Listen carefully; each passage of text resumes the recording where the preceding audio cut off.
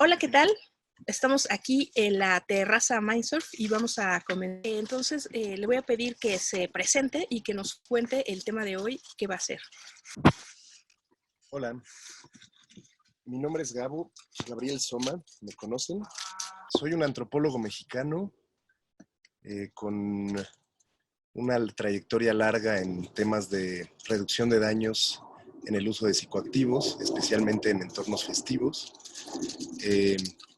Llevo también participando muchos años en la organización y en la participación de eventos festivos en México y en varios lugares del mundo.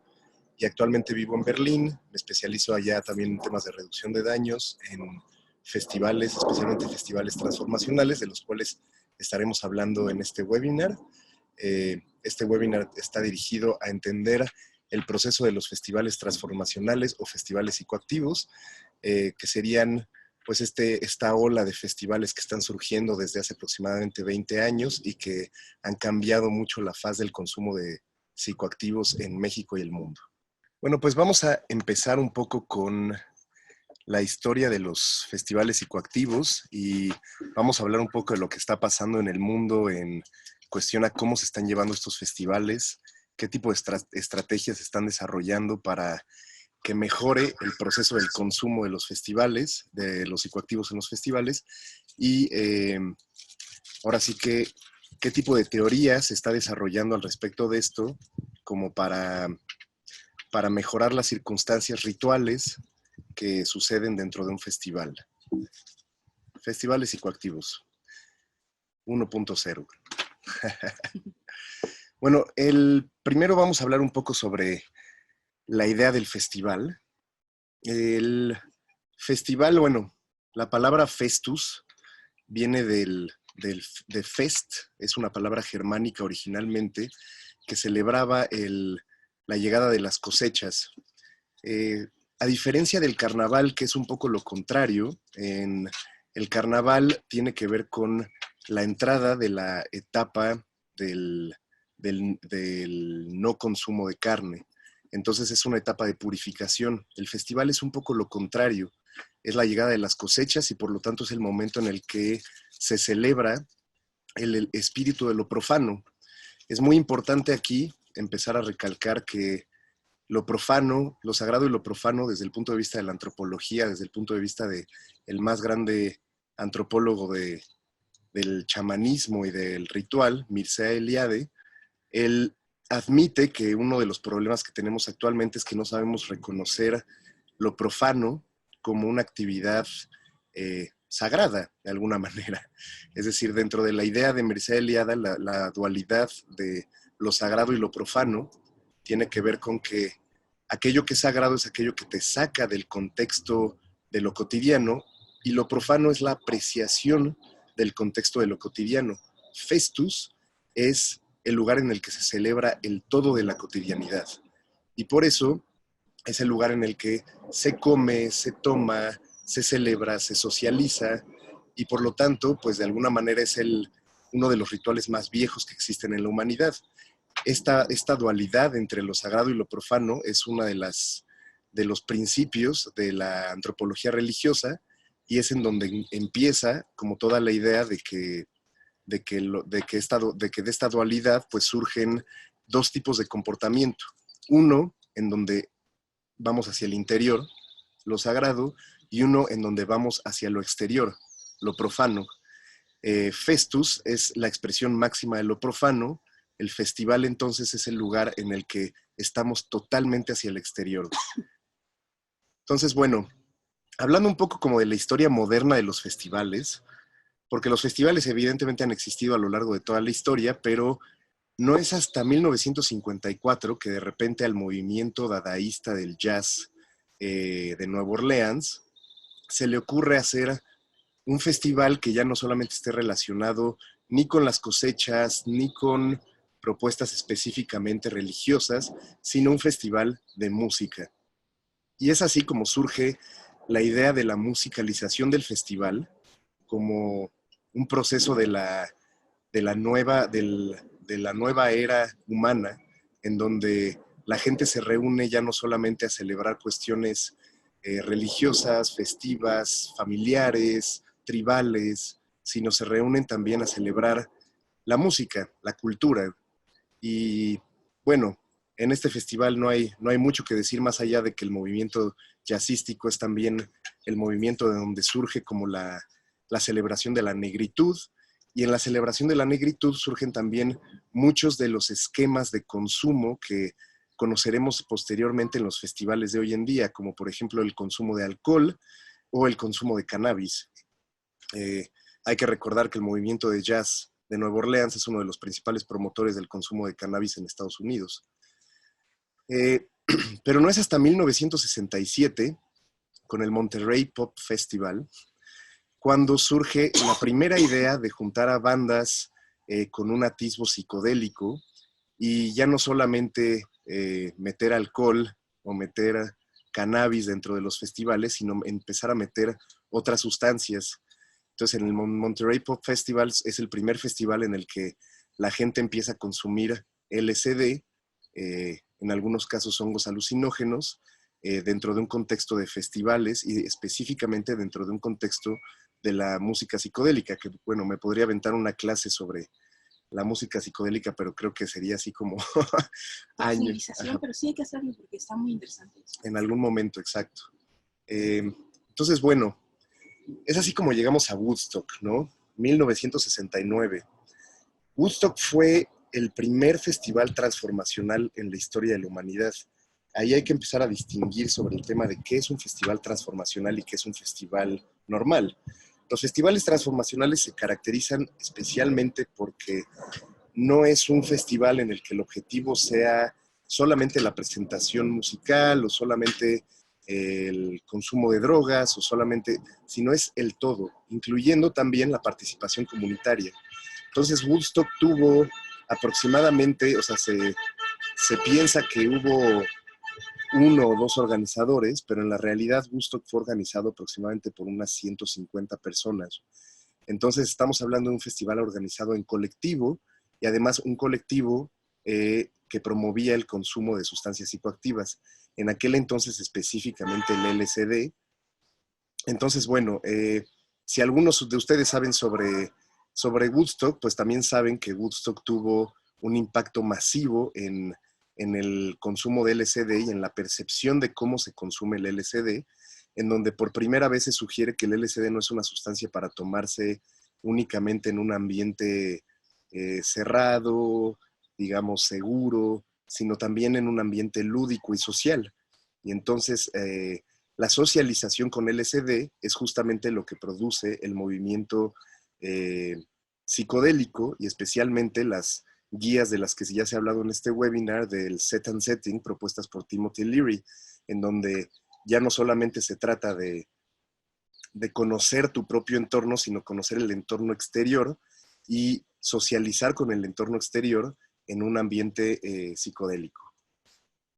Después de eso, llega la era de la prohibición.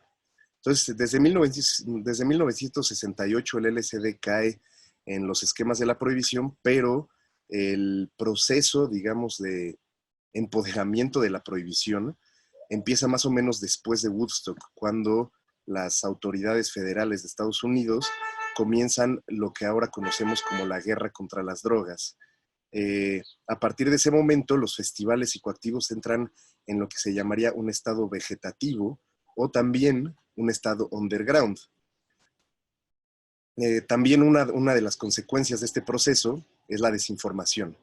A partir de ese momento empieza a salir una cantidad masiva de noticias de que los psicodélicos tienen la posibilidad de generar distintos tipos de malestares o deformidades o enfermedades o que te volvían loco. Y en ese momento, pues el LSD y otros psicodélicos, además de pasar a la categoría 1 de sustancias prohibidas, también se vuelven popularmente conocidas como o mitificadas como sustancias que son capaces de hacerte perder la mente. Y en ese momento los festivales psicoactivos pues necesitan irse hacia otro lugar, un lugar en donde haya menos control. Y entonces, durante el periodo de oscuridad en Estados Unidos y en muchas partes del mundo, surge Goa.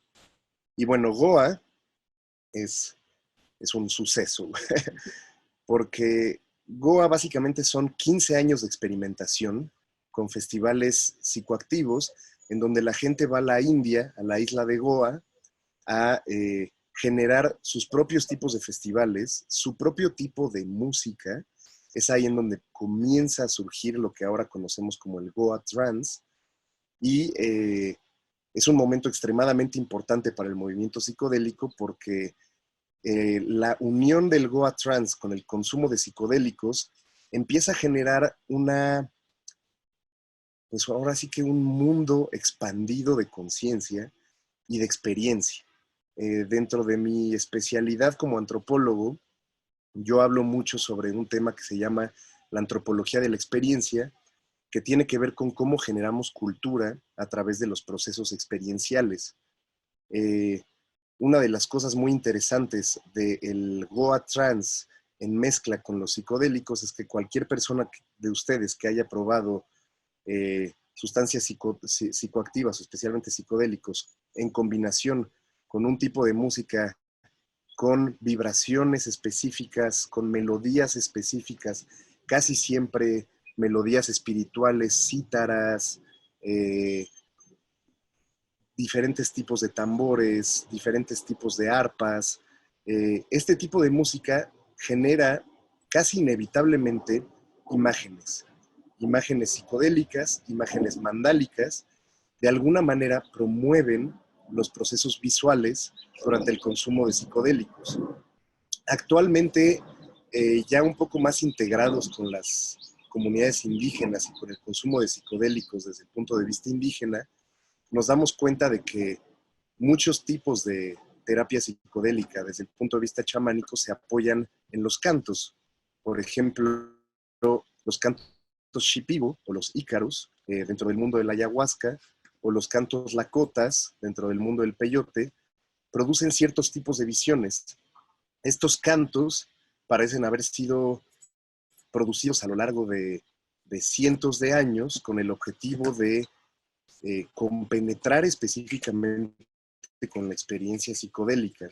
Lo interesante es que en el caso del LSD se empieza a encontrar poco a poco un cierto tipo de vibración que produce lo mismo. Podríamos decir entonces que el equivalente de los ícaros con la ayahuasca o de los cantos lakotas con el peyote empieza a convertirse en el psytrance o en el Goa trance o en el trance music, que es este tipo de música que empieza a surgir en Goa y que empieza a evolucionar poco a poco, llegando primero a Estados Unidos desde Goa, generando el bisabuelo de los festivales, conocido actualmente como el Burning Man, cuando en 1986 un grupo de aproximadamente 10 personas decide prender fuego una efigie de madera en las playas de Santa Ana, en Estados Unidos, y 4 años después de que después de que esta quema resultara en una especie de trip colectivo,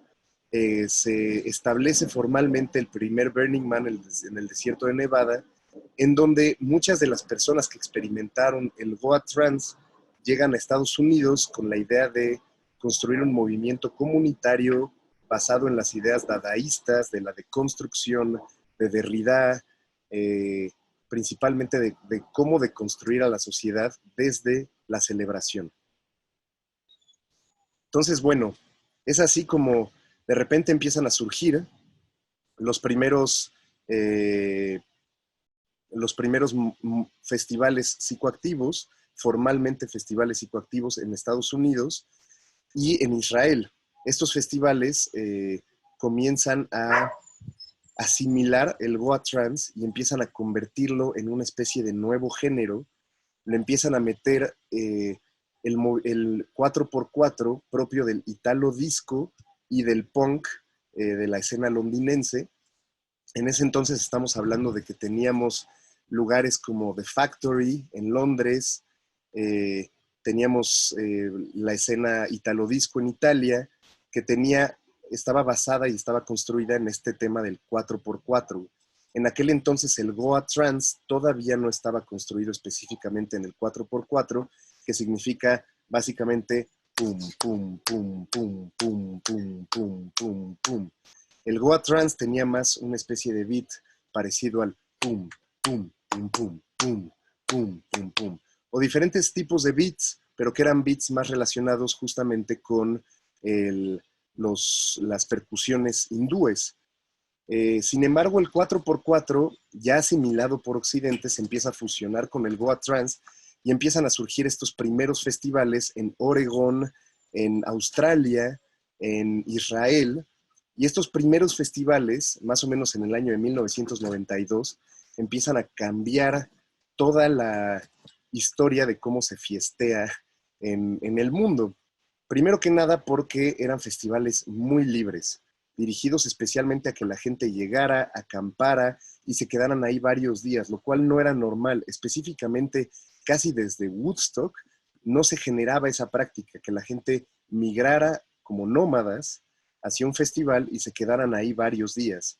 Entonces, a partir de que comienzan estos festivales, este tipo de prácticas empiezan a sentarse, el 4x4 empieza a sentarse, empieza a fusionarse con el Goa Trance y empieza a surgir lo que hoy conocemos como el Psychedelic Trance. Entonces, bueno, ahora sí vamos a hablar del tema de los festivales transformacionales hoy en día y cómo se han dado, cómo han cambiado la cara de la Tierra y cómo han cambiado la mente de las personas. Eh, Vamos a hablar primero del Boom Festival. Es el primer festival transformacional. Muchos le quieren llamar el primero de todos. La verdad es que no se sabe, hay que ser escépticos, porque evidentemente habiendo habido Goa y habiendo habido múltiples festivales underground en todo el mundo, no se podría decir que el Boom Festival haya sido el primero, pero tal vez sí fue el primero en formalizar la escena psytrance en un contexto de festivales transformacionales, en donde el consumo de sustancias estaba expandido y en donde además ya no solamente estábamos hablando de LSD, sino que también estábamos hablando de la expansión de nuevas sustancias psicoactivas o lo que en aquel entonces se consideraban nuevas sustancias psicoactivas, como el MDMA.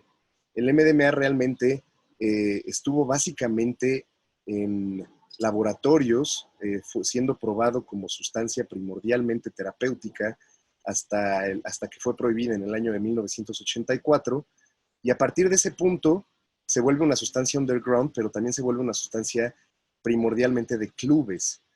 Y no es hasta el Boom Festival en donde conocidamente algunos dealers de LSD empiezan a llevar las famosas tachas o los comprimidos, es decir, maneras más fáciles de esconder el MDMA. En aquel entonces los comprimían en pastillas parecidas a paracetamol y las cruzaban por fronteras internacionales para llevarlas a estos festivales. 1997 fue un año masivo para los festivales transformacionales, debido a que en ese año surgen 4 de los más grandes festivales transformacionales que existen hoy en día, que son principalmente el Boom Festival, el Fusion Festival, el Rainbow Serpent Festival y el Oregon Eclipse Festival. Entonces, el Boom Festival se convirtió en lo que muchos llaman hoy en día la abuela de los festivales psicoactivos. Vamos a hablar un poco del contexto. ¿Cómo se construye un festival transformacional? El Boom Festival empezó junto a un lago, con un escenario de música psicodélica, consumo de sustancias, comida vegana y párale de contar. No había nada más.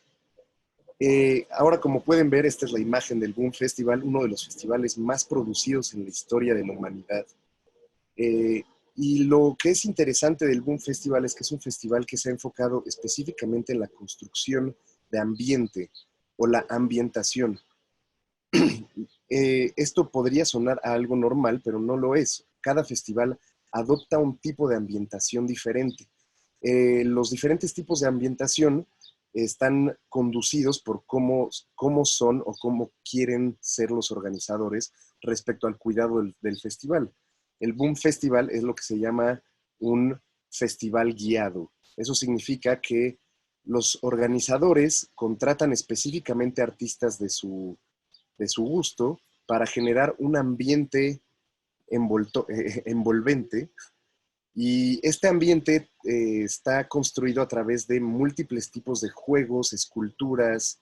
Si uno va al Boom Festival, encontraría desde esculturas dinámicas, sótanos psicodélicos, árboles mágicos, caleidoscopios gigantes. Y todas estas obras de arte son conducidas por los organizadores del festival. Esto se diferencia un poco de los festivales transformacionales comunitarios, como el Fusion Festival, que nace 2 meses después del Boom Festival en Alemania en 1997, y cuya idea, a diferencia del Boom Festival, es que en lugar de contratar artistas, se invitan a los colectivos directamente a participar con sus propias ideas. El Fusion Festival tiene una característica muy específica, y es que está construido sobre un hangar, un ex hangar soviético, con más de 27 pistas de aterrizaje, y por lo tanto, cada uno de esos hangares, que en la mentalidad mexicana lo estaríamos viendo como que cada hangar es de hecho más o menos del tamaño de un festival mexicano, cada uno de esos hangares es un escenario de un colectivo específico. Entonces tenemos colectivos de dark trance, tenemos colectivos de psychedelic trance, colectivos de full-on, colectivos de géneros posteriores como el techno, el minimal, el down tempo, y muchos otros de tipos de géneros experimentales, incluso algunos ya yéndose hacia afrobeats, ethnic tempo y cosas que están surgiendo hoy en día. Entonces, bueno, creo que lo realmente importante al hablar de los festivales transformacionales es una cuestión de cómo vivirlos nosotros. Parte de lo que se ha estudiado en el proceso de los festivales transformacionales viene de pocos académicos. Uno de ellos, el líder de la antropología de los festivales psicodélicos, llamado Graham St. John. Graham St. John es un antropólogo inglés que lleva años estudiando las dinámicas sociales que surgen en los festivales y los potenciales espirituales que se desencadenan en este tipo de eventos. Yo creo que una de las cosas que es muy importante subrayar es que los festivales transformacionales sí tienen una misión, y esa misión es cambiar la mentalidad de las personas que asisten a ellos. Esto se refiere a cambio no solamente a niveles de psicoactividad o psicodelia, es decir, expansión de la conciencia, sino también conciencia social, conciencia ambiental, conciencia nutricional, conciencia cultural. Es decir, existen múltiples propuestas surgiendo hoy en día dentro de los festivales transformacionales que tienen el potencial de cambiar al mundo. Muchos de los grandes colectivos que existen hoy en día en Europa, en Estados Unidos, en México, que trabajan en temas de sustentabilidad, en temas de terapias alternativas, medicina alternativa, en temas de nutrición, están de alguna u otra manera relacionados con los festivales transformacionales. Y eso nos hace preguntarnos qué fue primero. Como dicen, el huevo o la gallina. ¿Quién cambia qué? ¿La gente a los festivales o los festivales a la gente?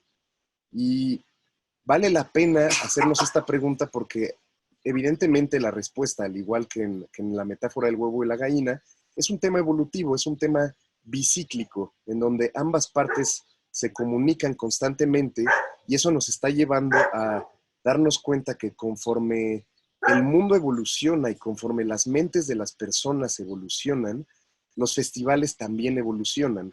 Y eso nutre a los jóvenes que llegan newbies a los festivales y de repente ven estas opciones de sustentabilidad, de nutrición, de cultura, de arte revelativo, de arte transformacional, y esto los sumerge y los hace querer involucrarse. Esto significa de alguna manera que los festivales transformacionales son como una antena, captando personas potencialmente interesadas en la transformación del mundo, a través del espíritu comunitario.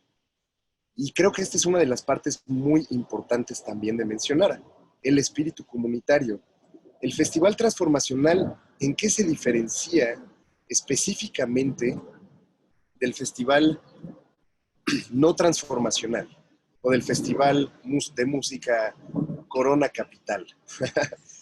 eh, Específicamente en el tema del ritual o en el tema de la ritualidad, eh, yéndonos aún más profundo dentro del tema de la ritualidad en lo que se denomina el tema de la liminalidad. En estudios rituales, la liminalidad es un concepto que se utiliza para designar el episodio ritual o ese momento de la ritualidad en el que estamos suspendidos en el tiempo. Entonces, ¿qué pasa? Nosotros llegamos a un ritual X, cualquiera, incluso hasta un bautizo, y en el momento en el que entramos al bautizo, se suspenden ciertas reglas externas. Dejamos de ser las personas que éramos antes y nos convertimos en miembros de un colectivo. Si nos vamos a rituales un poco menos sociabilizados o institucionalizados, como justamente una ceremonia de ayahuasca, un, un tipi lakota, una búsqueda de visión, una danza del sol o un festival psicodélico, sucede lo mismo. La etapa preliminar es una etapa de preparación. Muchas personas llaman a la etapa preliminar también el set. Es decir, vamos en un proceso de cómo prepararnos a nosotros mismos para atravesar ese proceso. En la ceremonia de ayahuasca tenemos que hacer una dieta. Esa dieta consiste en no tener sexo por 3 días, no comer carne por 3 días, tomar grandes cantidades de agua, purificar el cuerpo de una cierta manera y en el no consumir otras drogas. Y en el ritual psicodélico o en el festival psicodélico, aunque no hay reglas prescritas, también hay un cierto tipo de reglas. La preliminalidad en el ritual psicodélico tiene mucho que ver con la llegada al festival, que es cómo carajo le vas a hacer para llegar al bosque que está a 5 horas de aquí o al desierto que está a 20 horas de allá. Y en todo ese proceso, cómo se organiza, qué tipo de cosas vas a llevar, cómo concientizar el proceso de la supervivencia en el festival. La preliminalidad en el festival psicodélico se relaciona también mucho con temas de reducción de daños en el set. Por ejemplo, voy a llevar un bloqueador solar, tal vez, si voy a un lugar con mucho sol, o voy a llevar un muy buen cobijo si voy a una montaña.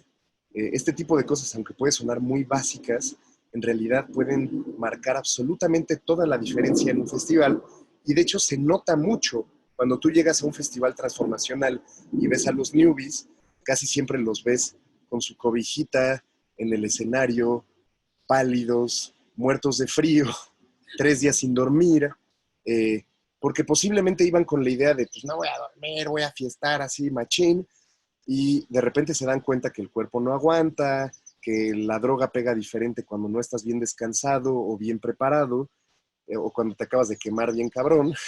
Entonces, básicamente el tema es que cuando tú cuidas tu cuerpo, cuando tú cuidas tu proceso físico, entonces la entrada al festival se vuelve un proceso mucho más suave.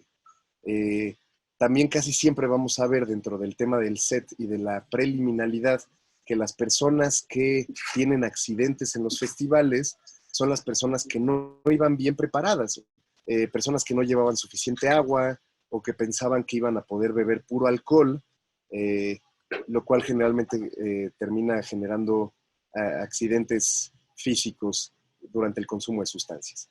Y después, bueno, nos vamos a la etapa liminal. Cuando se entra al festival, al igual que cuando se entra a la ceremonia de ayahuasca, entramos a esta etapa de suspensión del tiempo. De repente estamos delimitados en un espacio físico. No podemos, normalmente, no podemos o no deberíamos salir de ahí mientras estamos participando del ritual, lo cual básicamente significa que mientras estás hasta el hocico de LSD, pues no te vas a ir del festival. Y aquellos que lo hacen, no siempre les va muy bien. Entonces, en ese sentido, el festival se convierte en un espacio de contención. La liminalidad dentro del espacio ritual implica contención. tienes que estar contenido. También implica sociabilización entre iguales. Esto significa pérdida de estatus. Esto es una maravilla. Uno de mis temas favoritos de los efectos de los festivales tiene que ver con el efecto de la pérdida del estatus, que es básicamente el proceso en el cual la persona que entra al festival deja de ser quien era antes. Deja de ser importante. Dentro de un festival transformacional, tú no eres más que nadie, ni siquiera el DJ. Esto se diferencia mucho de los festivales no transformacionales porque se nota inmediatamente. Cuando tú llegas al Corona Capital o cuando tú llegas a un festival de IDM en Estados Unidos, casi siempre te vas a dar cuenta que las personas inmediatamente están así como, ¡ay, está ese güey famoso! ¡Wow! Y hay pues sí, hay una adoración de la fama que en el Festival Transformacional no existe. Uno de los temas importantes del Festival Transformacional es la pérdida del ego. En el estado liminal, el ego se funde con el ego de las personas que participan en el proceso, en una ceremonia de ayahuasca, en un baile ritual de la danza del sol. En todos estos procesos, las personas que participan, todos son iguales, todos somos hermanos. Incluso en la danza del sol, que hay jerarquías, como los guerreros águila, los guerreros búfalo, etcétera, etcétera, incluso ellos no son superiores, simplemente son guías, hermanos que van a ayudar a los que están en el proceso de abajo. Pero eso es solo una cuestión de guía y de ayuda. Nunca es una cuestión de alabanza, nunca es una cuestión de reconocimiento, nunca es una cuestión de jerarquías. Es una cuestión de ayuda, es una cuestión de apoyo. En este sentido, las jerarquías altas se ponen abajo. Y esto pasa mucho en los festivales transformacionales. Aquellas personas que tienen más experiencia dentro del festival van a trabajar en los procesos de ayuda y de apoyo a las personas que no tienen tanta experiencia. Por eso las personas que llevamos años yendo a los festivales transformacionales solemos inmiscuirnos en actividades de apoyo, ya sea como la preparación de alimentos, la reducción de daños de la que hablaremos más adelante, o simplemente los procesos de producción y organización del festival. Y bueno, una de las cosas que también surge dentro de la etapa liminal, que también es extremadamente importante, si no es que la más importante dentro del tema del festival transformacional, es lo que se conoce como el efecto del comunitas. Comunitas es un efecto conocido y promulgado por Victor Turner, antropólogo también inglés, que habla mucho sobre cómo dentro del esquema de lo ritual, las personas ya una vez que pierden el ego, súbitamente sienten una irrefrenable conexión con el otro. Y el comunitas dentro del festival de música psicodélica o cualquier festival en el que se dance, es un proceso extremadamente bello e importante, ya que mientras que la persona está en estados alterados de conciencia, o a veces no, danzando en la pista de baile, surge la conexión cósmica. Las personas danzando empiezan a verse a los ojos, empiezan a identificarse suavemente, o a veces no tan suave, y empieza a surgir un proceso de reconocimiento hacia el otro, reconocimiento entre nosotros. Estás ahí, estás viviendo ese momento, suspendido en el tiempo, presente, sin futuro ni pasado, en un proceso de expansión de la conciencia en el que las personas se liberan del ego y súbitamente estamos conectados. La comunitas es el efecto ritual más poderoso de todos porque es el efecto que mayor capacidad tiene de transformación de uno mismo y del mundo. Por medio de la comunitas se promulga que en los festivales psicodélicos las personas que una vez empiezan a participar en este tipo de eventos nunca vuelven a ser las mismas y por lo tanto quedamos atrapados en el vórtice de la psicodelia y de la conciencia y de la expansión de la conciencia y difícilmente vamos a salir de ahí. Es decir, casi cualquier persona que ha participado y se ha comprometido con los festivales transformacionales o los festivales psicodélicos, es comprometida para toda la vida. Ya no sea que van a seguir yendo a huevo a todos los festivales, sino que van a llevar los festivales a la sociedad. Va a haber un proceso de mayor conexión, de mayor empatía, de mayor reflexión, de mayor pérdida del ego. Y en este sentido, esto genera al ritual psicodélico, al festival psicodélico, lo convierte en uno de los rituales más poderosos con los que contamos hoy en día en la sociedad moderna. Hola, Oneiros. Entonces, bueno, es aquí la parte en donde viene la propuesta de Graham St. John. Bueno, antes de pasar a esto, voy a hablar un poco sobre la parte postliminal. La parte postliminal es la parte de la integración. ¿Cómo integras el festival? ¿O cómo integras la ceremonia? La parte de la integración se va a hablar seguramente en muchos webinars, o ya se ha hablado, entonces no valdrá mucho la pena hablarlo aquí, pero básicamente integrar significa entender que la experiencia que viviste fue sagrada y que está dentro de ti. Entonces, bueno, Graham St. John tiene una propuesta sobre el ritual del festival psicodélico como un ritual de la modernidad. El sacerdote, aquí está retratado, el DJ, el altar, el dance floor, la ofrenda, nuestro baile. Evidentemente estos procesos rituales, al igual que como sucede desde hace miles de años que se construye específicamente este triunvirato, esta triada, la triada del sacerdote, el altar y la ofrenda, este proceso... ¿Y las drogas? ¿El vehículo no está ahí también? Sí, la comunión, pero a eso vamos después. Aquí estamos hablando específicamente de el espacio, o sea, como el espacio ritual. La construcción de este espacio, el DJ siempre tiene una particularidad, especialmente en los festivales psicodélicos, se darán cuenta que el DJ siempre está un poco arriba. Y Graham St. John dice, esto no implica ningún tipo de superioridad, sino implica una energía de conexión en donde el DJ tiene la responsabilidad absoluta de observar el movimiento y la ofrenda, por lo tanto, de las personas. El DJ, como sacerdote, está cuidando el espacio ritual. Un buen DJ, y esto se los digo porque yo también soy DJ, un buen DJ tiene la responsabilidad de poner la música que guíe a las personas. Si un DJ llega con su DJ set ya completamente programado y no va a hacer caso a cómo se mueve la gente, a cómo responde, a qué está pasando en ese preciso momento, es muy posible que ese no sea un buen DJ o que no sea un buen sacerdote. Y la conexión, la desconexión se genera o la conexión se pierde. Y eso se nota inmediatamente. El espacio, el altar empieza a dejar de vibrar de la misma manera, los pies empiezan a dejar de moverse de la misma manera, de repente las personas pierden la conexión, pierden el interés y se empiezan a retraer. Las personas empiezan a irse y algunos se quedan así, algunos que están bien puestos, pero se pierde la conexión.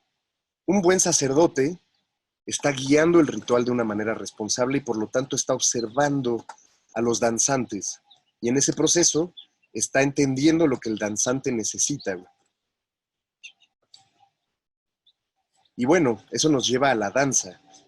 La danza como ofrenda. La danza como proceso de expiación. Dentro de los esquemas de la ritualidad antigua, ancestral, el sacrificio era una de las energías más poderosas que existe, debido a que en el chamanismo antiguo existen varias maneras de compenetrar con los espíritus superiores o con los espíritus inferiores. Cuando decimos espíritus inferiores o superiores, me remito al antropólogo Michael Harner en sus estudios del chamanismo, y esto no significa que los espíritus superiores sean mejores que los inferiores, sino significa que los superiores son aquellos espíritus a los que ofrendamos para el universo, son los espíritus que cuidan el universo, y los inferiores son los espíritus elementales, aquellos que cuidan la tierra, o aquellos que cuidan la materia, como las montañas, como las nubes, como el agua. Entonces, bueno, la danza es un proceso de sacrificio hacia ambas entidades. Dentro de la danza surgen justamente dos tipos de procesos, o tres. Es interesante porque ahí también nos conectamos con los espíritus medios. Dentro de la danza surgen la conexión o la tensión entre los espíritus superiores y los espíritus inferiores, y nosotros decidimos a quién vamos a llamar. Y siempre en un festival psicodélico lo vamos a distinguir.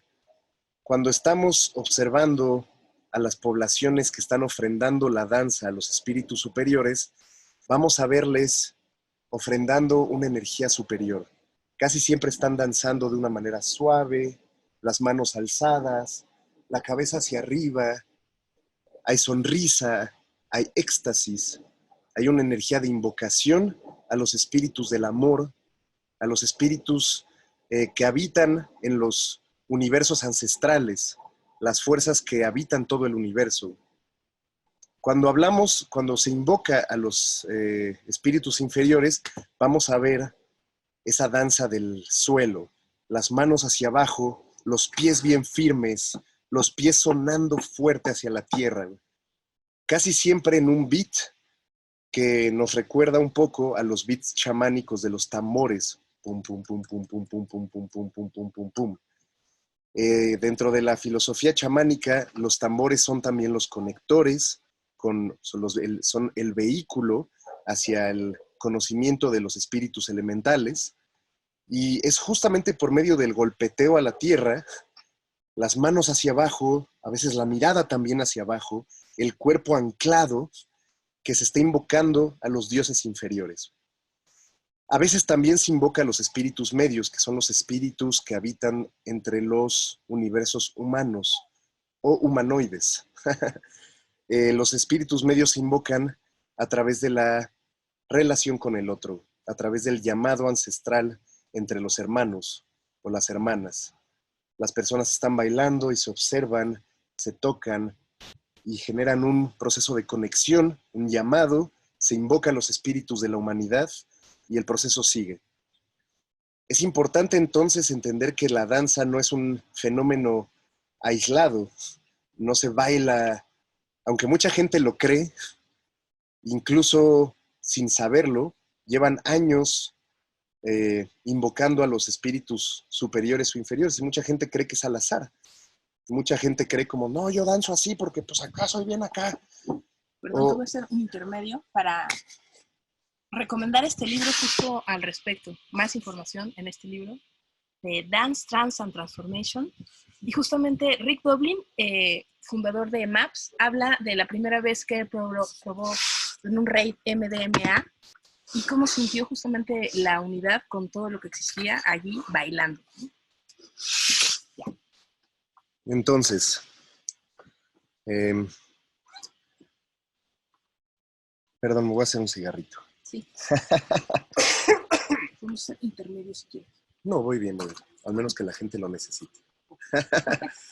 Entonces, bueno, la conexión con los espíritus superiores y con los espíritus inferiores también tiene que ver con el proceso que la persona vive.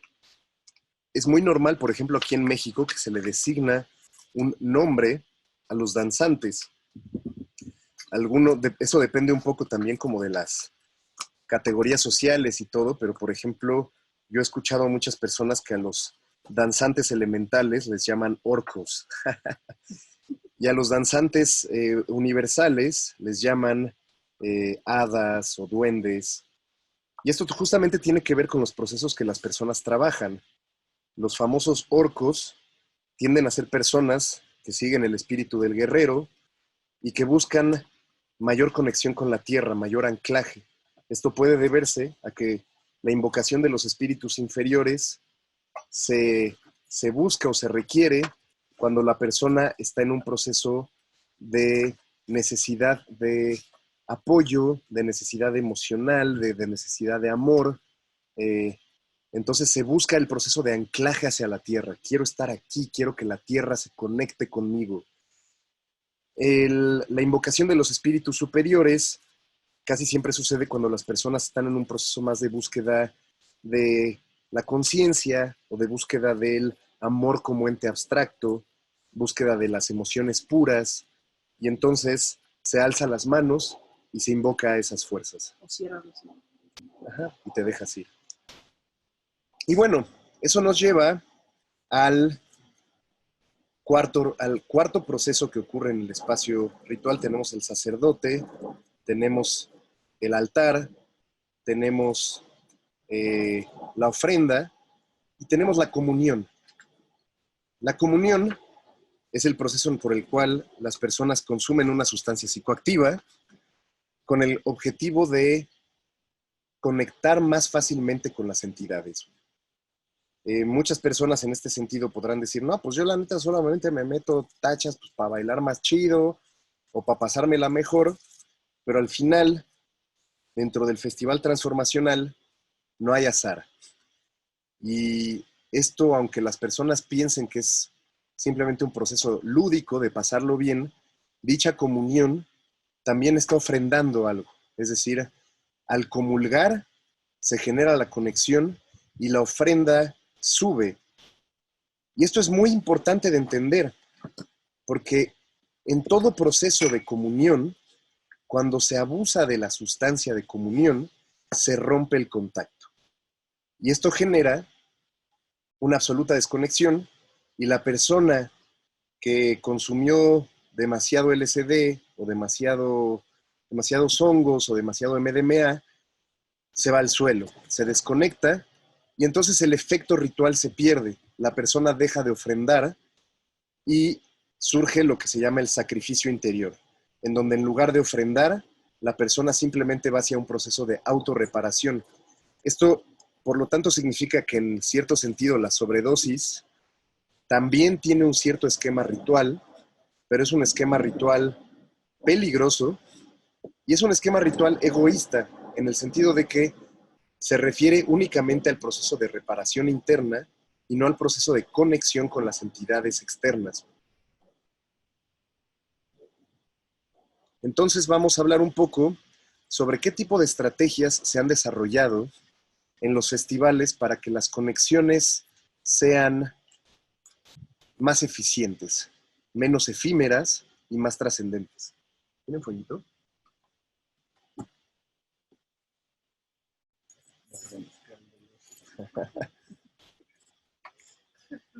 Entonces, bueno, hace aproximadamente como 25 años, poco más, los primeros conceptos de reducción de daños en el uso de sustancias no inyectables comenzaron a nacer. Como algunos de ustedes saben y otros no, la reducción de daños es un concepto que surge a partir de la crisis de la expansión del SIDA, del VIH en Estados Unidos, y en ese momento empiezan a surgir técnicas para que la enfermedad deje de transmitirse al ritmo en el que se estaba transmitiendo. Este tipo de esquemas incluía jeringas limpias, intercambio de agujas, ¿cómo se llaman estas? Pipas de crack reciclables y diferentes tipos de instrumentos para que las personas no se transmitieran enfermedades, específicamente VIH y hepatitis. Y de repente empezaron a darse cuenta de algo muy interesante, y fue que las personas que consumían heroína y que se sometían a los programas de reducción de daños con jeringas y todo, no solamente dejaban de transmitirse enfermedades más rápidamente, sino también empezaban a moderar más su consumo, lo cual empezó a llevar a la conclusión de que si tú educabas a las personas sobre sustancias y concientizabas a las personas sobre sustancias, las personas iban a tratar a las sustancias de una manera más respetuosa. En este sentido, si vemos a la sustancia como un proceso de comunión, si sacralizamos a la sustancia, entonces también hay que explicarla. Y los festivales comenzaron a hacer eso. El movimiento de reducción de daños empieza con este famoso esquema de Just Say No, como respuesta al Just Say No de las drogas. La diferencia era como en lugar de decir solo di no, solo di sé o solo di saber. Y así surgen varias estrategias de reducción de daños, entre las cuales vamos a mencionar algunas, las más importantes. Las primeras estrategias de reducción de daños fueron específicamente folletos educativos, y para las sustancias no inyectables, especialmente para las sustancias de festivales o las sustancias lúdicas, estos folletos nacieron en la organización española Energy Control, fundada en 1995 como respuesta a las muertes o a la crisis ocasionada por consumo de drogas en entornos festivos, especialmente en clubes. Energy Control, cuando empiezan a surgir los festivales transformacionales, especialmente el Boom Festival, genera un lazo con este festival y empieza a surgir este tema de las mesas de información. Entonces, tú llegabas a un festival y encuentras las diferentes sustancias que te interesan con información no prohibitiva, es decir, información que no te va a decir no consumas esta sustancia, que hasta ese entonces era casi toda la información disponible impresa, sino con los riesgos específicos, objetivos, desde un punto de vista científico, sin ningún tipo de prejuicio y sin ningún tipo de dictaminación. Tú podías decidir si tomarlo o no tomarlo. A partir de entonces empezaron a decorarse, algunos empezaron a volverse más bonitos. Aquí en México, hace algunos años, yo junto con otros colegas fundamos la organización Espolea, que fue la organización pionera en México en llevar estas mesas de información a los festivales mexicanos. Y nuestra experiencia fue hermosa. ¿Por qué? Teníamos, vamos a suponer, estábamos en un festival y llegaba un niño de 18 años, completamente hasta el hocico, muy interesado en los folletos, y nosotros a lo largo de los años lo veíamos crecer. Y de repente, para los 3 o 4 años después, ese mismo niño era un chavo de 23 años que nos daba cátedras a nosotros sobre drogas. Un joven completamente empoderado, con un conocimiento profundo, y que se sentía a sí mismo un predicador de la comunión. Conocía las sustancias, sabía cómo utilizarlas, educaba a sus pares, educaba a las otras personas.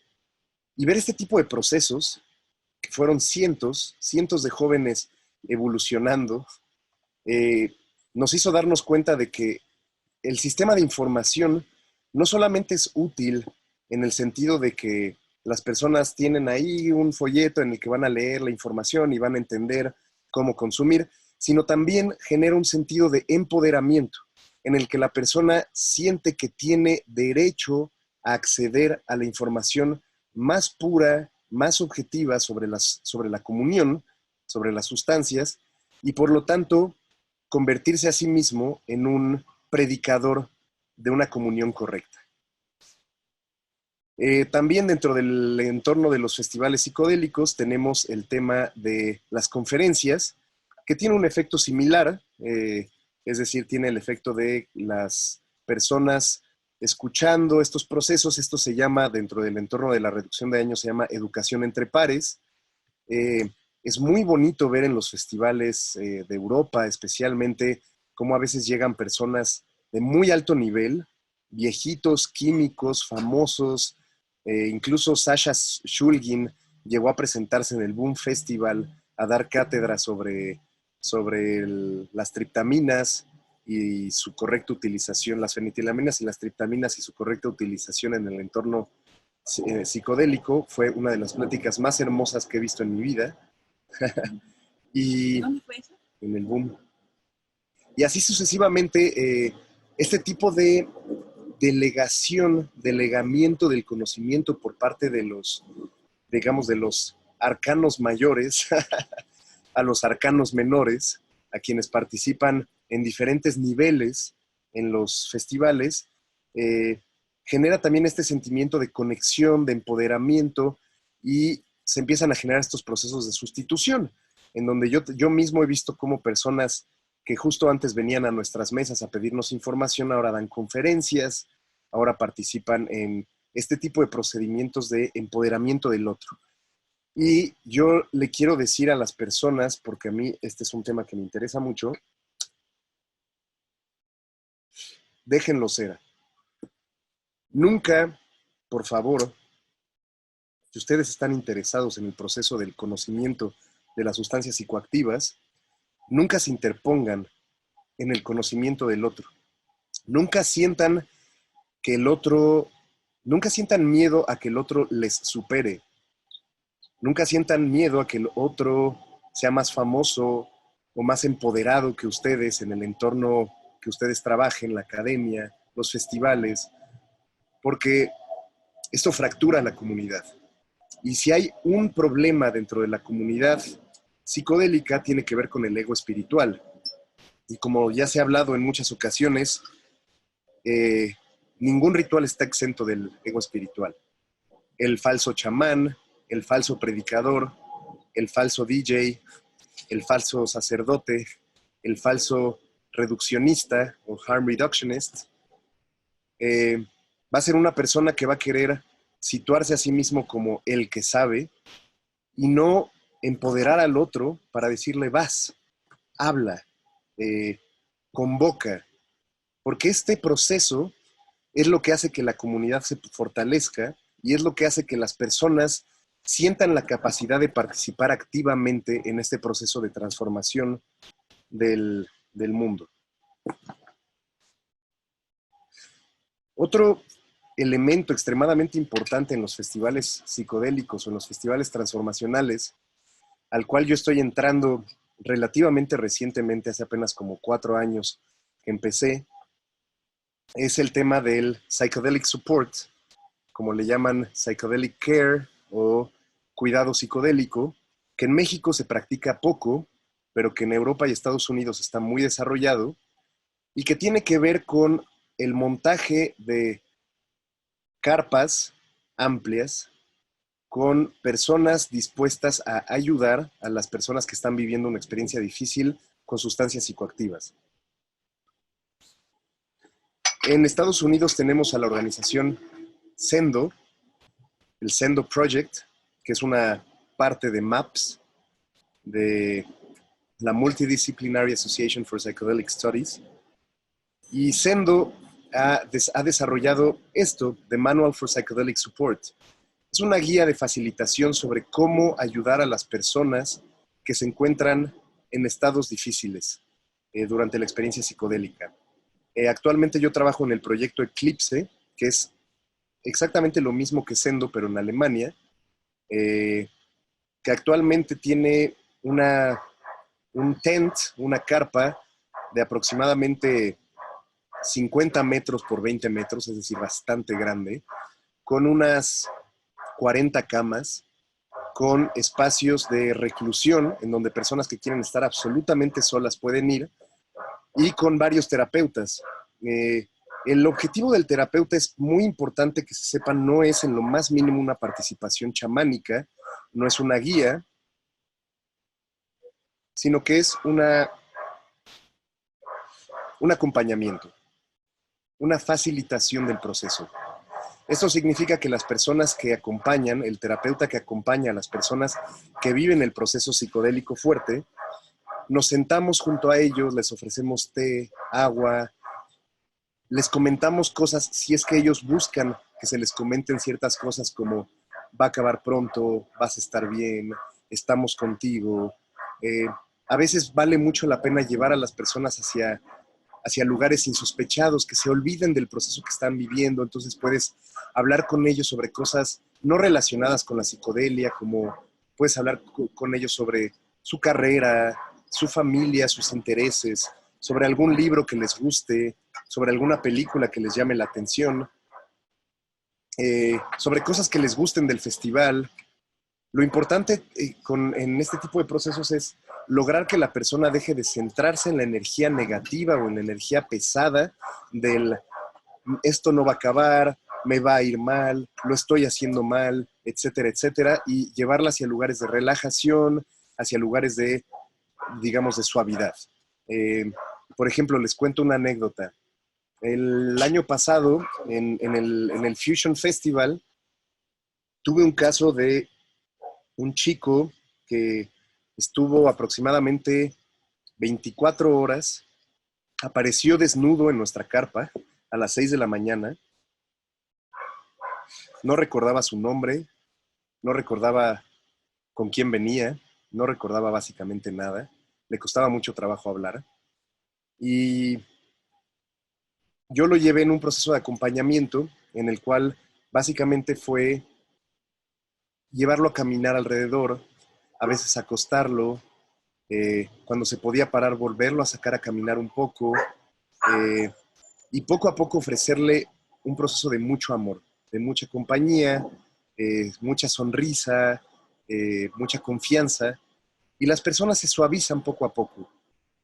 Muchas personas tienen miedo del cuidado psicodélico porque piensan que van a tener que lidiar con cosas terribles, pero casi siempre cuando le ofreces una sonrisa a alguien, una taza de té, una cama cómoda, la persona te va a sonreír de una manera que nunca has visto. Y ese es un proceso muy bonito, muy recompensante. Esta persona, después de varias horas, empezó poco a poco a recordar su nombre. Interesantemente, la primera cosa que recordó después de horas y horas de intentar encontrar quién era, con quién venía, y él lo único que hacía era construir cosas con cáscaras de mango y con cáscaras de plátano, y de repente al final lo primero que me dijo fue, soy arquitecto. Y a partir de entonces fue, ok, va, el arquitecto, y él se convirtió en el arquitecto. Y entonces dentro de nuestra carpa, el arquitecto empezó a cobrar un sentido. Y fue muy bonito porque cuando él volvió a sí mismo y cuando él recordó ya con quién venía y todo, él se fue con su hermano y al día siguiente regresó y ahora es un voluntario dentro de nuestro proyecto. ¿Qué se había metido el arquitecto? Demasiadas cosas. Pero al parecer tuvo un cruce muy fuerte de TuCB con ketamina. Importante recordar que cada sustancia funciona de una manera muy diferente. De eso vamos a hablar un poco ahorita en el siguiente recuadro, pero nos adelantamos un poco como cada sobredosis de una sustancia tiene una necesidad distinta. No es lo mismo atender una sobredosis, por ejemplo, de MDMA, que casi siempre va a requerir espacio aislado, cuidado de paramédicos, a veces incluso infusiones, ya en casos graves intravenosa por deshidratación, que LSD, que en donde se presentan casos mucho más activamente psicológicos, es decir, a veces son más agresivos, pero son mucho menos graves a nivel físico. Entonces la carpa de cuidado psicodélico siempre tiene que estar acompañada al lado de la carpa de los paramédicos. Y es responsabilidad de los paramédicos decidir si la persona se queda dentro de la carpa del cuidado psicodélico o si la persona necesita cuidado médico. En festivales como el Boom Festival o el Fusion Festival, mueren aproximadamente 2 o 3 personas por cada festival. Y esto es un número que ya se sabe. Desgraciadamente, bajar ese número es muy difícil porque las personas beben alcohol mientras están en procesos de consumo de drogas, lo cual tiende a provocar paro cardiorrespiratorio, deshidratación excesiva y procesos muy difíciles de recuperar. Entonces, muchas personas, por ejemplo, beben alcohol en lugar de beber agua mientras están en MDMA, que te da sed, y el MDMA por sí mismo ya te deshidrata, y con la mezcla del sol y el alcohol es lo que mata a las personas. De hecho, el MDMA normalmente no mata a nadie. Lo que mata a la gente en los festivales, y esto es muy importante recordar, es el sol. Por eso es muy importante sombra, bloqueador solar, tiempo de descanso y todas las reglas de reducción de daño que se recomiendan mucho en los festivales, que tienen que ver justamente con los procesos prácticos de reducción de daños, entre los cuales están bloqueador solar, popotes de inhalación segura para no compartir enfermedades con sustancias inhalantes, los tapones para oídos para personas que les gusta estar muy cerca de las bocinas, cantidades fuertes de agua, en algunos lugares incluso se ofrecen electrolitos, y el más avanzado de todos, y para mí el más valioso de todos, el famoso chequeo de sustancias.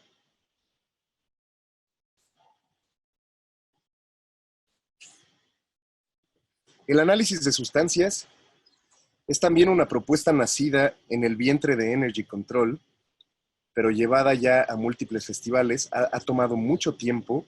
Apenas hoy en día es una de las luchas que más ha tardado en asentarse dentro de los festivales psicodélicos, debido a un pequeño factor. El factor es que en el momento en el que la persona que chequea las sustancias recibe una droga, legalmente eso se considera narcotráfico. Resolver ese bache legal ha sido extremadamente difícil y algunos países han tenido que incluso cambiar algunos aspectos de sus leyes para lograr que este intercambio no signifique algo ilegal. Por ejemplo, México, bajo el esquema de la ley de narcomenudeo, en el momento en el que es posible portar una cantidad pequeña de una sustancia, entonces se genera también un bache legal para que esa cantidad pequeña de sustancia sea intercambiable, siempre y cuando no sea vendida. Esa es un poco como la arista que se ofreció dentro del gobierno mexicano. Sin embargo, en otros países se han generado otros tipos de sistemas, otros tipos de correcciones legales, y esto nos ha llevado entonces al programa de drug checking. El drug checking se realiza de varias maneras. Existen especialmente 4 maneras de checar tu sustancia. Tú llegas al stand de drogas, el equipo de reducción de daños de tu preferencia va a ofrecerte generalmente una manera de checar tu sustancia respecto a qué sustancia traes y respecto a en cuánto tiempo quieres el resultado. Por ejemplo, las sustancias químicas, triptaminas, fenetilaminas, especialmente, metanfetamina, MDMA, LSD, etcétera, etcétera, todas ellas pueden checarse bajo un esquema que se llama test colorimétrico. Este test lo que hace es tener 3 tipos de ácidos, o varios tipos de ácido. De hecho actualmente ya se han desarrollado como 40, pero normalmente son entre 2 y 3 para estar seguros. El Ehrlich, el Mandelin, el Marquis, cada uno de estos es un ácido específico, se llaman ácidos reactivos, y lo que se hace es que te dan una sustancia, la raspas o cortas un pequeñitito pedazo, y con una muy pequeña porción de la sustancia, la divides en 3 partes y le echas una gota de cada reactivo. Esas gotas van a ponerse de un color específico, lo cual te va a dar una combinación de colores. Y esta combinación de colores tú la puedes identificar en una tabla, y desde esa tabla tú puedes decir, ok, esta sustancia es primordialmente esto. Desventajas es que no es exacta y no es cuantificable. Es decir, no te puede decir cuánto hay, solamente te dice cuál es la mayor prevalencia de una sustancia. Entonces, por ejemplo, tú das una tacha y te va a salir casi siempre un color moradito, azuloso, que se va hacia el negro. Entonces, la presencia primordial es MDMA. Si ese color moradito de repente llega hacia vestigios de naranja, Entonces, esto con el test Marquis específicamente, eso significa que la sustancia posiblemente tiene metanfetamina o algún tipo de anfetamina. En México esa reacción es bastante común. A veces también pasa que te dan una pastilla de MDMA y con el test Marquis se pone verde, lo cual significa que no es MDMA, sino que es 2CB o alguna sustancia de la familia 2C. Después del test colorimétrico, tenemos un test muy sencillo que es específicamente para LSD. Es el test ultravioleta, en el cual la persona te da la sustancia, tú cortas un pequeño cacho del blotter, lo pones en agua, lo disuelves bien, lo metes debajo de luz ultravioleta en una cámara oscura, y si la luz brilla, si el agua brilla, esto significa que tu sustancia es LSD o contiene LSD. Igualmente no es cuantificable, pero normalmente es posible ver que si el agua brilla mucho, pues es un LSD potente, y si el agua no brilla nada, pues no hay LSD o es otra sustancia. Muy comúnmente en México y el mundo, cuando el agua no brilla, entonces decimos que tu blotter casi siempre va a ser NBOM, 25C-NBOM, que es uno de los sustitutos más comunes del LSD. Gracias.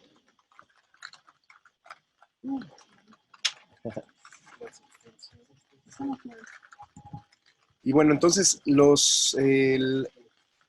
importante de esto es poderle decir a la persona si su LSD es LSD o es una sustancia sustituida, porque los sustitutos del LSD como el NBOM o el DOC o el DOM son muy diferentes, no son triptaminas, son fenetilaminas y por lo tanto tienen una dosis máxima bastante acotada. Es decir, tú te puedes meter 5 blotters de LSD sin ningún problema y vas a tener un muy buen trip, bastante fuerte, pero si te metes 5 blotters de NBOM, te mueres. Entonces, la importancia del drug checking específicamente con el LSD es muy importante porque los sustitutos del LSD son mortales, son peligrosos y además el viaje no es para nada igual. A mí me gusta, personalmente me gusta mucho el DOC o el DOM, son sustancias muy bellas, pero también tienen una duración de hasta 36 horas.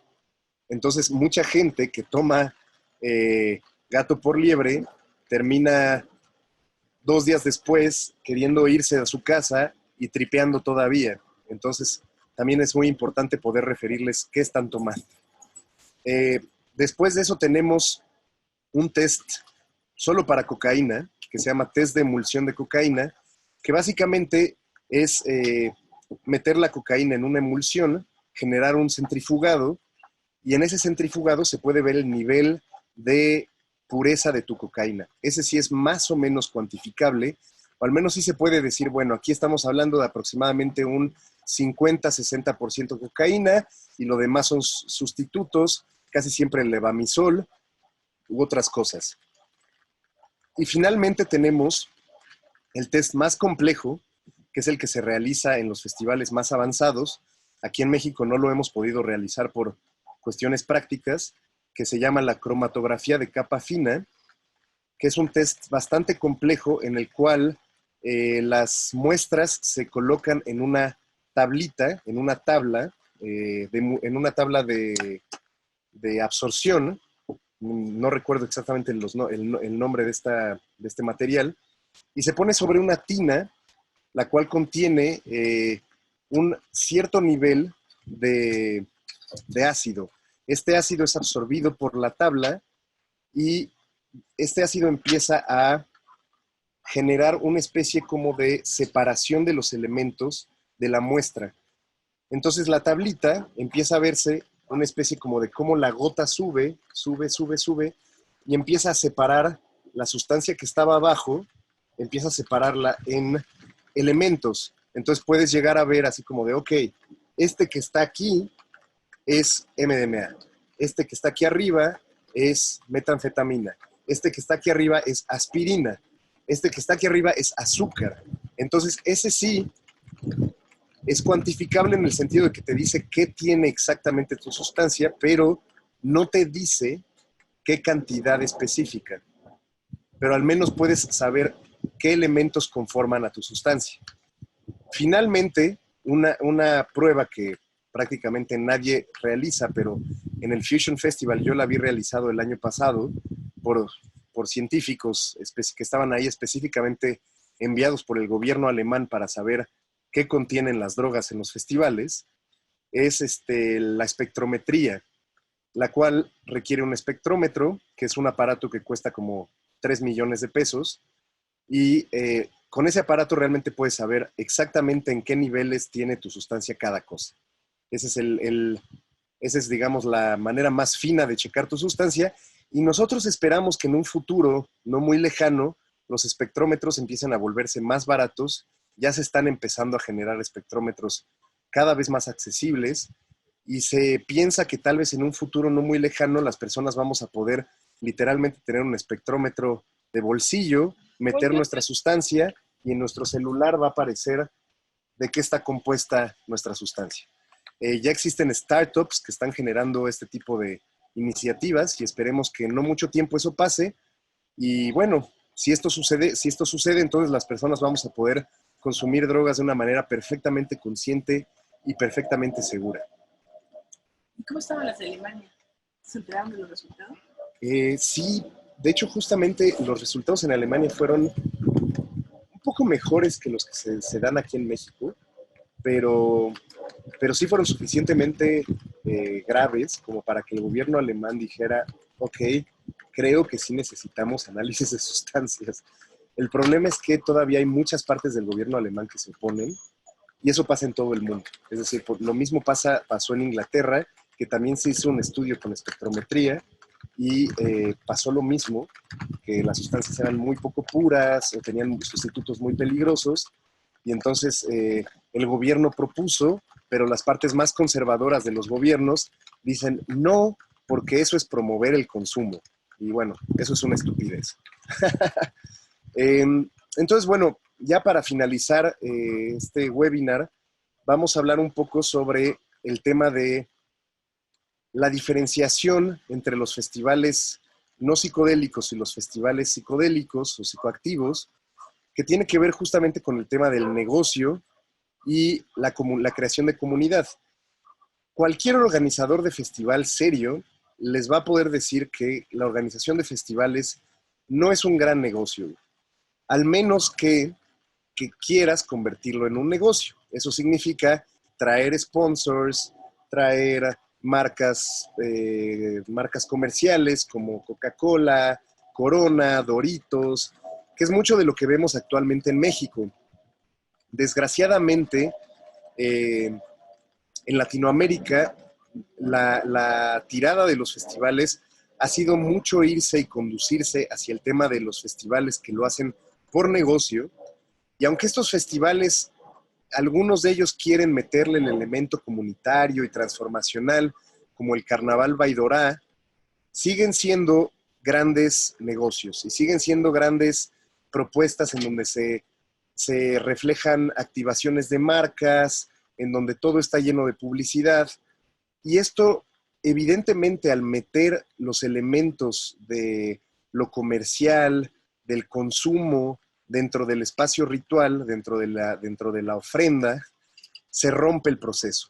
Las personas van ahí para beber, hay poca concientización, hay poco enfoque sobre la concientización, y por lo tanto el ritual pierde todo su poder, y la desconexión es evidente. Es muy fácil ver que en este tipo de festivales las personas carecen de una conexión con las fuerzas superiores o inferiores, no hay ningún tipo de elemento comunitario, las personas solamente están pagando por las cosas, no hay intercambio, no hay concientización, mientras que en los festivales comunitarios el elemento dinero casi siempre es muy incipiente, es decir, se utiliza dinero, pero se utiliza de una manera precaria, no es un enfoque, se rechaza a las marcas, se rechaza a los grandes patrocinadores, y esto genera un ambiente primordialmente sagrado, de sacralidad, en donde justamente lo profano se vuelve sagrado y se atisba hacia justamente llevar este elemento de la festividad hacia algo consciente. Nosotros ahorita nos enfrentamos justamente con un momento histórico en el que tenemos que decidir, tenemos que comenzar a rechazar los festivales comerciales para generar más festivales comunitarios, o de lo contrario lo que vamos a ver es un acaparamiento de la escena de los festivales por una energía que no nos da nada, que no nos lleva a nada, puramente lúdica, en donde realmente no obtenemos ningún cambio, ninguna transformación, y esto termina también llevándonos hacia excesos y también hacia un proceso que es extremadamente fuerte y duro en México, que es la mafia del poder, pero que en donde no estamos hablando ni del PRI ni del PAN, sino estamos hablando de los grandes acaparadores de la escena del entretenimiento, y que realmente nos han acotado la escena de la diversión. Es decir, si tú salías en México hace 10 años, ibas a encontrar grandes lugares de entretenimiento, en pequeños espacios bien armados, comunitarios, bonitos, en donde se rescataba esta escena, y actualmente todos los clubes, todos los lugares de fiesta son profundamente comerciales, caros, difíciles de acceder, elitistas, ególatras, y este es el tipo de cosas que tenemos que asimilar, que podemos rechazar como comunidad, como sociedad, porque otros países lo han hecho y a esos países les va muy bien en esa escena. Yo vivo en Berlín, y en uno de los lugares que más lo ha logrado, en donde los clubes son pequeños festivales, sin marcas, sin patrocinios, en donde entras por una tarifa fija y después de eso nadie te va a pedir nada, puedes tomar agua de la llave y realmente tienes acceso a este tipo de experiencias sociotransformacionales a las que nosotros estamos renunciando por darle cabida a todos estos esquemas de comercialización que algunos consideran nutritivos porque generan dinero o porque generan activaciones que están bien padres, pero que en la realidad son solamente procesos sin contenido, sin propuesta y que realmente no están generando ningún tipo de cambio social. Y bueno. Una pregunta ahí. ¿Tú has ido al Burning Man y cuáles son los que más te gustan en México? Bueno, no he ido al Burning Man y ni quiero ir. Esto tiene que ver con que el Burning Man hace ya mucho, o sea, el Burning Man tiene un gran problema actualmente, y es que para llegar al Burning Man necesitas gastarte aproximadamente 15,000 pesos, así nada más para llegar, y de ahí es todo lo que tienes que pagar para sobrevivir ahí. El 97% de las personas en el Burning Man son blancas. El Burning Man es un festival que se ha convertido en una propuesta elitista americanizada del festival transformacional, que sigue siendo comunitario, pero que es profundamente elitista, profundamente colonizador, profundamente blanco, y que desgraciadamente tiene también mucho este elemento de la estética, del esteticismo humano.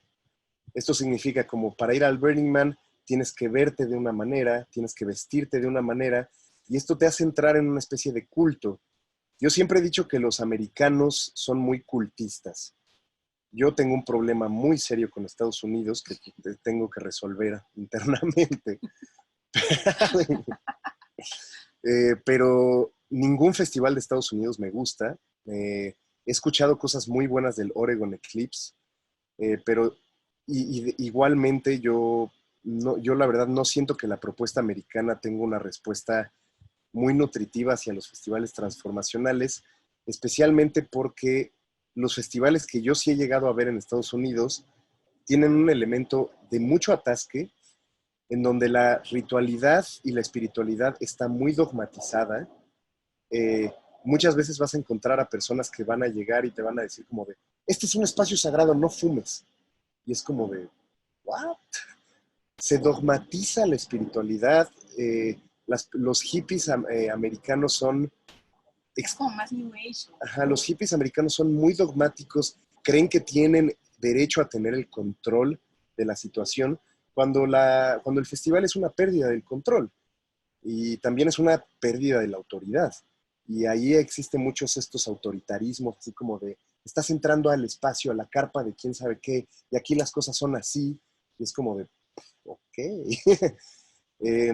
Entonces sí, yo prefiero por mucho los festivales latinoamericanos o los festivales eh, europeos. Específicamente, mi festival favorito, pues, bueno, no sé si puedo decir que tengo un festival favorito, pero evidentemente el Boom Festival y el Fusion Festival son festivales que han tocado mucho mi cera. El Boom Festival es una obra de arte, así, cada pinche rincón del festival es una obra de arte y es extremadamente poderosa, así como de verdad te llega, te toca, es un parque de diversiones de la psicodelia. El Fusion Festival es mucho más agresivo porque no está decorado de una manera así como perfectamente bella, pero es mucho más comunitario, entonces estás hablando de una ciudad, de personas que meten su arte, entonces realmente sí tienes unas esculturas impresionantes en un bosquecito y sales de ahí, de repente tienes la tribu de los fuegueros que están haciendo fuego y sales de ahí, de repente la tribu de los robots y están unos güeyes así vestidos de robots y una banda de robots mecánicos tocando rock. Entonces como realmente o sea, es el festival de la diversidad. El Rainbow Serpent en Australia es un festival también muy impresionante, con un poder, con un poder muy grande de verdad, así como de personas muy conscientes, trabajando en muchos temas de sustentabilidad y ambientalismo. Nunca he visto un festival tan autosostenible como el Rainbow Serpent, además de que tiene detrás de sí una filosofía espiritual muy bonita que tiene que ver con el respeto a los indígenas, el respeto a los conocimientos ancestrales. También muy bello ese festival.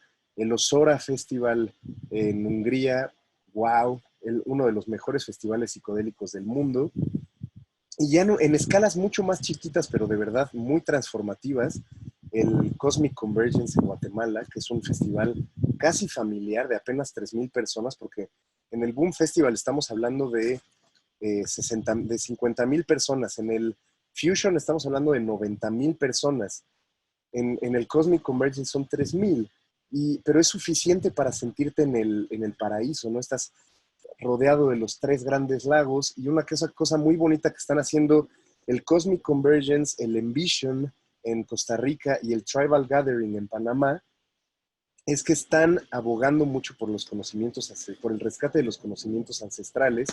Entonces hay mucho temazcal, hay ceremonias, hay rapé, hay pues, chamanes y facilitadores que vienen de sus espacios a proveer sus conocimientos y entonces también están incluyendo a los chamanes como parte de los festivales, lo cual también te genera una visión muy interesante. O sea, como yo nunca voy a olvidar aquella vez que estábamos bailando Psycho a las 6 de la mañana en Guatemala, junto al lago Atitlán, y de repente unos niños indígenas viéndonos bailar con una cara como de, órale, así que tranza con la banda.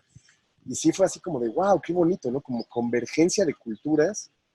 A mí eso sí me parece también muy interesante, porque uno de los problemas que tienen los festivales europeos es que siguen siendo blancos, siguen siendo elitistas a su manera, mucho menos que el Burning Man, pero siguen pecando de este problema. Y en Latinoamérica sí siento un potencial muy fuerte de generar un rescate de la escena de los festivales transformacionales mezclada con el conocimiento ancestral, y ahí surge algo así muy bonito, muy valioso. México, ¿cuál te gusta? Nada.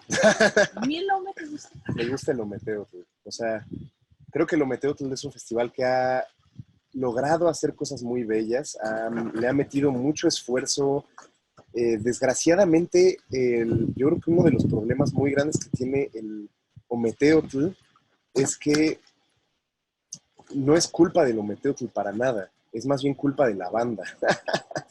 Desgraciadamente, la escena de la psicodelia en México despegó muy separado de la escena transformacional. El Festival del Full On se convirtió en un festival de baile hasta la madre, de tirar basura, de no respetar el espacio, de pelearse con el güey que está bailando al lado de ti, de vender drogas sin importar qué chingados es, y de consumirlas todas sin importar qué chingados es, cero talleres, cero. Y mucha de esa gente sigue permeando los festivales mexicanos, incluyendo el Ometeotl. Creo que el Ometeotl se ha embarcado en la responsabilidad de medio reeducar a la banda. Y esto no es algo particular de México, esto es algo, de hecho, muy heredado del triunvirato psicodélico que es México, Israel e Italia, en donde la misma escena se vive exactamente igual. O sea, los fuloneros israelíes y los fuloneros italianos son unas pinches bestias. O sea, tiran basura, se madrean, consumen drogas de una manera completamente indiscriminada, y entonces se vuelve un festival mucho más oscuro, se invocan energías mucho más oscuras, y yo sí creo que se siguen invocando energías y que sigue siendo sacramental, pero que los dioses que se invocan y los espíritus que se invocan no están nada chidos, porque se están conectando con, pues sí, ¿no? Con espíritus realmente como muy así densos, muy del atasque, muy de la violencia, muy de la desconexión de lo, así, simplemente lo lúdico por lo lúdico. Y yo creo que eso es algo que tenemos que sanar aquí en México, y que estamos en el proceso, ¿no? O sea, como ha habido propuestas, México tuvo una racha de festivales hermosos. El Cupuri fue una propuesta increíble, y antes del Cupuri, los festivales organizados por Deliria, como más o menos nacieron en el 2005, creo que quienes estábamos involucrados recordaremos por siempre aquel hermoso festival que se llamó eh, Dreams, ¿cómo se llamaba? Land of Dreams o una cosa así. Y lo he olvidado. Pero era un festival así bellísimo en las montañas del- como de las faldas del Popo, con gente muy consciente, y a partir de ese festival surgieron otros que se llamaron los Forest Frequencies, que también fueron festivales muy bellos, muy Sí, es conscientes. más tipo rey. Ajá, sí, sí, sí, esos eran raves, pero raves que ya tenían un elemento transformacional fuerte, porque le estaban metiendo ganas a que las cosas fueran bellas, a que el ambiente fuera nutritivo. Y bueno, sí, justo después de que Deliria se fue, con las lágrimas de todos, nació justamente el Promised Land, que después se convirtió en el Ometeotl, y que ahora volvió a convertirse en el Promised Land, porque ahora ya está la nueva propuesta del Promised Land, que es, no está mal. Pero Eh, en Cancún, ¿no? Yo no sé. no sé, los últimos que hicieron, lo hicieron por acá en Pachuca. Y después, pues sí, el Cupuri. Gabo, ¿qué sabes de los nuevos, bueno, no sé, qué cosas, qué innovaciones están generando aquí en México?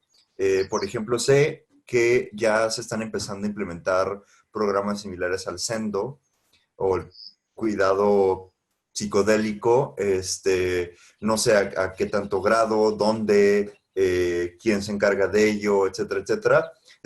Todo esto, me gustaría preguntarte como, ¿qué sabes tú de las nuevas propuestas para los festivales en México?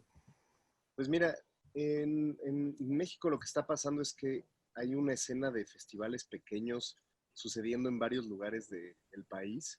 Baja California, Chiapas, mucho en Tulum también.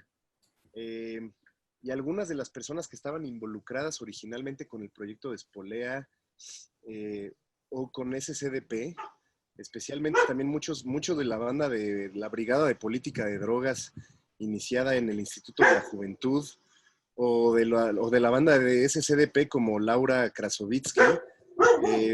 Ellos han empezado una propuesta justamente de traer MAPS a México. Lo cual ha empezado justamente con el tema de traer Sendo a México. Sin embargo, hasta donde yo estoy consciente, no se ha formalizado. Ha habido propuestas, ya hubo un festival experimental en Guadalajara en donde personas de Sendo vinieron y montaron una carpa en un festival. Se dice que fue un poco un fracaso, pero no porque la gente lo haya hecho mal, sino porque es interesante pensar que para que tú pongas un proyecto de contención y cuidado psicodélico en México, la gente tiene que sentir la confianza de entrar a tu carpa. Y en México esa cultura no está dada. Cuando nosotros hicimos las primeras pruebas de Sendo en el Cupuri y le llamamos el área de aterrizaje, y le pusimos así el letrerito, así el aterrizaje, y le pusimos camitas, y era un lugar así bonito, y solamente nos llegaba gente que estaba muy mal, y nos los mandaban desde fuera, no era por decisión propia, era así como de, güey, nos encontramos a este güey tirado en la pista. Entonces siempre eran casos súper difíciles, a veces agresivos y la madre, y eso se diferencia mucho de cosas como Sendo, cosas como Eclipse, en que en esos lugares la gente entiende que estos lugares están chidos. Entonces, por ejemplo, lo que en Eclipse se vivía mucho es que pues muchísima gente literalmente llegaba así como, de repente veías a la parejita que quería como fajar, que estaban hasta el huevo y que llegaban así como de, hola, ¿puedo ponerlos en una cama? Y tú así como, pero no vayan a coger. Sí, y así se acostaban y ahí se quedaban acariciándose, les dabas su té. O llegaba el güey que estaba súper tripeando y llegaba así como de, oye, ¿me puedo sentar contigo y platicamos? Y entonces como se genera mucho este tema de que la gente ya está consciente como de, wow, estoy tripeando, quiero ir a este lugar porque aquí voy a hablar con gente chida, me van a dar tecito, me la voy a pasar bien. En México, pues la gente no se siente así, ¿me entiendes? La gente que está tripeando, si no se sienten mal, no se van a meter a una carpa, güey, a hablar con nadie. Si están tripeando, van a estar bailando o van a estar con su banda, pero no hay como esta cultura de decir como de, ok, estoy tripeando, voy a ir a este espacio de contención y me la voy a pasar chido. Yo creo que es interesante porque tanto Sendo como Eclipse tardaron muchos años en construir una cultura de eso, güey. Y yo creo que aquí en México va a tener que ser lo mismo, van a tener que ser varios años de educar a la gente en que este espacio está chido, puedes venirte a tripear, tal vez ponerles así como, por ejemplo, una cosa que a mí me gustó mucho que hicieron en el Cosmic Convergence, que a mí me gustaría hacer, pero cuesta un chingo. No sé si conoces el proyecto Lucy 3. No. Lucy 3 es una máquina estroboscópica de alta densidad que te ponen aquí, te lo ponen en la jeta, güey, y te acuestas y te lanzan luces estroboscópicas en un patrón específico y tú tienes que tener los ojos cerrados. La luz es tan fuerte que atraviesa tu membrana y ves la luz, pero la ves fractalizada. Y de repente esa luz empieza también a cambiar de color y de repente y con los estrobos, y entonces de repente empiezas a ver mandalas, así como sin estar puestos, así como impresionante. Entonces lo que en el Cosmic Convergence hicieron es que pusieron a Lucy 3 en el área de aterrizaje y entonces la gente llegaba así como de, güey, yo quiero Lucy 3. Estaban ahí y después entraban a la máquina y salían súper viajados y se acostaban hacia, wow. Y además como se acompañaba mucho con una música súper bonita, así como muy hindú, así profunda. Entonces de repente el espacio originalmente destinado para Lucy 3 se convirtió en el espacio de aterrizaje. Yo creo que aquí en México tendrías que hacer algo así, tendrías que poner algo que motive a la gente a que le entre, ¿no? Como, y no solamente camas, porque pues aquí en México la banda también es bien chaca y van a llegar así de, vengo a dormir. Pero es muy cara esa máquina de... Es cara, güey. Está bien cara, 3,000 euros. Ay, está más cara la mía. Pues saca, güey. Pues sí, podemos vender esta y comprarla. Güey, al chile, sí, güey. Y ya. ¿Sí respondí un poco?